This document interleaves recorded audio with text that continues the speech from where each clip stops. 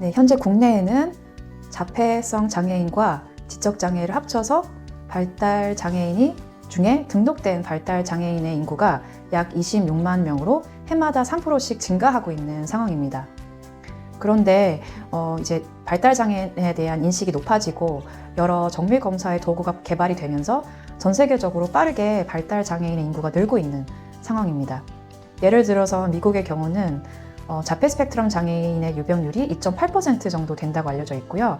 10년마다 2배씩 증가하고 있는 상황이어서 국내에서도 등록되지 않는 발달장애인, 그러니까 실제로 발달장애로 진단받은 숫자는 훨씬 더 클 것으로 예상이 되고 있습니다.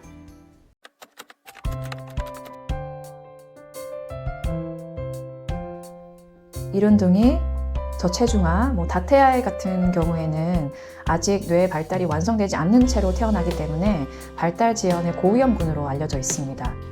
또 이러한 위험 요소가 없더라도 발달 지연을 의심할 수 있는 소견으로는 눈맞춤이나 호명이 안 되거나 혹은 가상놀이가 부족하거나 혹은 어떤 반복 행동을 보인다든지 감각이 예민하거나 혹은 관심을 나타내기 위해서 이렇게 포인팅을 하지 않는 경우에는 발달 지연 혹은 발달 장애를 의심해 볼 수 있습니다. 우리나라에는 영유아 건강검진이라는 좋은 제도가 있어서 생후 14일부터 71개월까지 총 8차례에 걸쳐서 무료로 신체 및 정신건강의 발달을 체크해 볼 수 있는 제도가 있습니다. 예전에는 이제 두고 보자라는 이런 접근법이 많았다면 최근에는 보다 이제 빠르면 빠를수록 발달 지연을 진단하고 또 개입을 하는 것이 나중에 개입하는 것보다 성인이 되어서 훨씬 더 효과가 좋기 때문에 적절한 시기에 이렇게 모니터링을 받는 것은 굉장히 중요한 일입니다.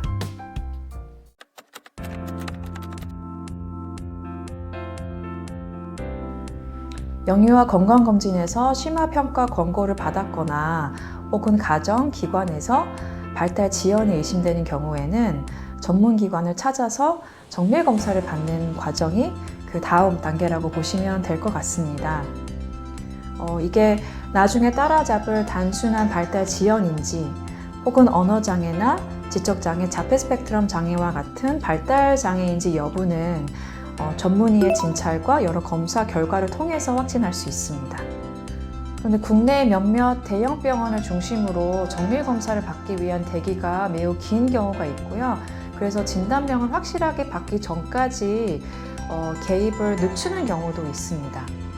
하지만 뇌의 가소성이 높은 그런 어린 연령에 치료를 받는 것이 중요하다고 알려져 있기 때문에 진단명을 기다리면서 개입을 늦추는 것보다는 빠르게 먼저 개입을 위한 계획을 세우는 것이 더 중요하다고 여러 나라 가이드라인에서 제시가 되고 있습니다. 예를 들어서 만약에 학생이 학업 성적이 부진하다고 하면 그게 이제 원인을 찾고 이런 것도 중요하지만 모든 과목에 대해서 아마 도움을 받지는 않을 것입니다. 우리 아이가 혹은 자녀가 이런 지연을 보이는 과목을 중심으로 국영수 과학 중에서 아마 특정 영역을 중심으로 도움을 받으시는 접근을 선택하실 텐데요. 발달 지연 아이들도 마찬가지로 진단명보다 더 중요한 게 지연을 보이는 발달 영역, 예를 들면 언어, 인지, 사회, 놀이 중에서 지연을 보이는 발달 영역에 맞춰서 그걸 증진시킬 수 있는 치료 계획을 세우는 것이 훨씬 더 시급하기 때문에 진단을 받지 않는다 하더라도 치료 계획을 먼저 세우시는 것을 권고해 드리고 싶습니다.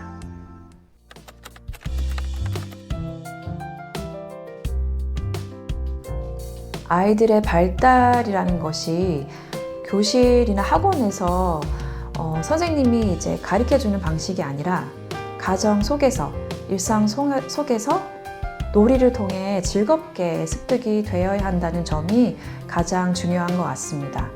그래서 부모님께서 이 나이에는 이러한 것을 해야 돼 라고 과제를 제시해 주면서 아이가 따라오게 하는 방식이 아니라 아이가 흥미있는 걸 찾고 아이의 발달 수준에 맞게 조금씩 나아갈 수 있도록 아이의 속도와 방향을 따라가면서 잘한 점은 칭찬을 많이 해주고 이런 식으로 아이를 이끌어 나가면서 상호작용을 하는 방법이 가장 중요하다고 말씀드리고 싶습니다.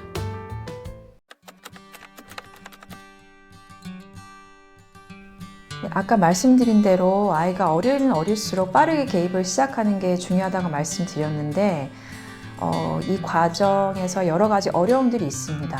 그래서 부모 대상 그런 컨설팅이 필요한 이유에 대해서 한 3가지 정도가 있는데요.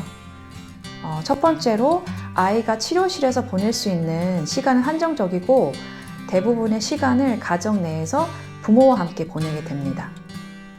두 번째로 너무 아이가 어린 경우에는 부모와 분리가 굉장히 어려운 경우가 있고요. 세 번째로 여러 치료실들마다 대기가 긴 경우가 있어서 자칫하면 이런 치료의 골든타임을 놓치게 되는 경우들도 있습니다. 그래서 부모 대상 컨설팅을 통해서 부모가 치료의 원리를 직접 터득하고 그것을 가정에서 적용을 하게 된다면 치료실에서만 치료를 받는 것보다 훨씬 더 치료의 효과가 극대화가 되고 일반화가 되고 또 치료의 중요한 시기를 놓치지 않는 그런 여러 가지 좋은 그런 결과를 낳을 수 있습니다.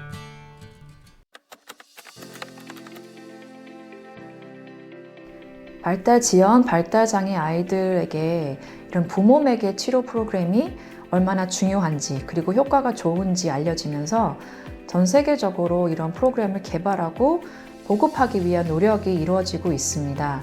대표적인 예가 세계보건기구의 CST라는 프로그램인데요. 그런데 아직 국내에서는 국내에 맞는 프로그램이 개발되거나 이런 보급되는데 활성화가 되는데 여러 가지 제한점이 많았습니다. 그래서 이런 프로그램이 얼마나 절실한지 제가 깨닫고 있었던 와중에 성동 우리 아이 발달 지원단에서 이러한 사업을 시작하신다는 소식을 듣고 개인적으로 굉장히 기뻤고요. 매우 뜻이 깊은 일이라고 생각이 되어집니다.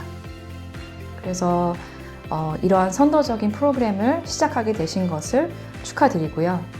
또 발달장애, 발달 지연 아이들을 진료하는 한 의사로서 감사드린다는 말씀을 드리고 싶고 앞으로 성동구 내에 발달 지연, 발달 장애를 가진 아이들 가정에 빛과 소금과 같은 역할을 해주시기를 부탁드리겠습니다. 감사합니다.